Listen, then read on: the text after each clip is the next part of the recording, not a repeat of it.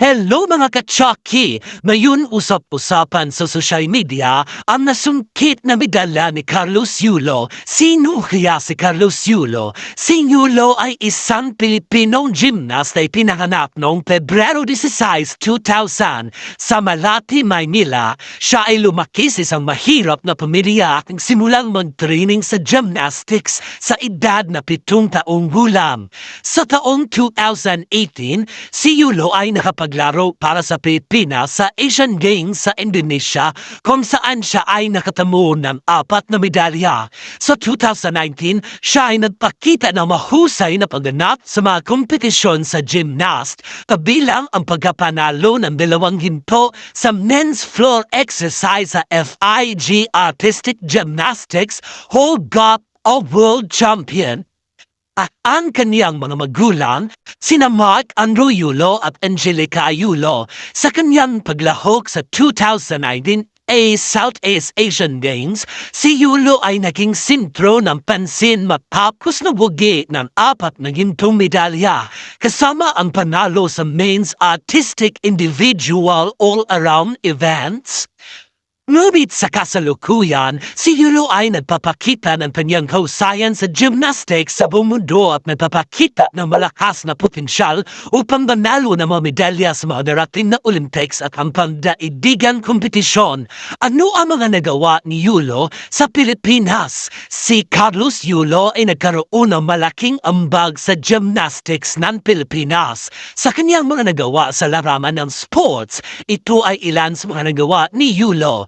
Una, nagpapakita ng kahusayan sa gymnastics sa Pilipinas. Pangalawa, nagwakit ng 4 na gintong medalya sa 2019 Southeast Asian Games. At ang pangatlo, nagbigay ng pag-asa sa mga kabataan. At ang pang-apat, nagpapakita ng magandang imahe ng Pilipinas sa mundo ng sports. Ayon kay Yulo, hindi basta-basta ang pinagdaanan niya para marating ang tugatog ng tagumpay.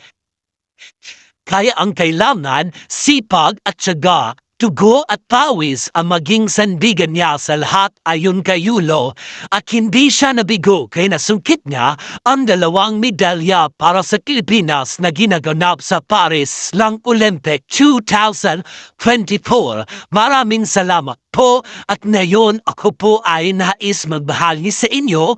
At ito naman po si Chucky, sharing stories, changing lives.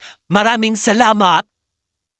Bagamat nung nalaman ko na pagkapanalo ni Carlos Yulo ay marami siyang natanggap na incentives kaya nasimulan ko ng maglaro, mag-practice, ayan. Ha, akala nyo hindi ko yan kaya, kayang-kaya ko yan, hindi ako napapatinag, sipag at sagalam. Paak, ayan, tumayo, paak, medyo ay hilo. Isang ano pa lang yan, para pero di jula siya magtapilidi, nagpadayon gihapon.